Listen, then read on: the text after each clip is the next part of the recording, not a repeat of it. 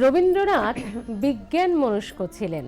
আপনারা শুধু তার সাহিত্যিক, তার দর্শন, এই ভাবকেই হয়তো আমরা খুব বেশিভাবে প্রকাশিত হতে দেখেছি, কিন্তু কিছু কিছু লেখায় তিনি বৈজ্ঞানিকের মতো আচরণ করেছেন বলেন রবীন্দ্র গবেষকরা। তার কারণ, রবীন্দ্রনাথ চাইতেন যে বিজ্ঞান এবং দর্শনের সমন্বয় সাধন করেই কাজ হোক, আর সে কারণেই তার লেখাতেও বিজ্ঞান মনস্কতা বারে বারে ফুটে উঠেছে।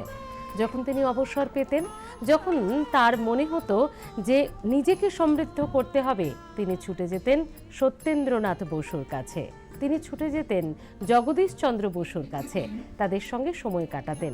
এবং একটা ঘনিষ্ঠ আড্ডায় তিনি বলছেন যে নিজেকে সমৃদ্ধ করতে হলে ভগবানদের দর্শন করা উচিত।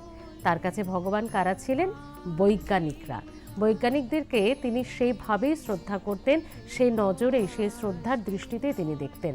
তাই বারে বারে তার লেখা, তার সাহিত্যে বিজ্ঞান মনস্কতাও কিন্তু ফুটে উঠেছে।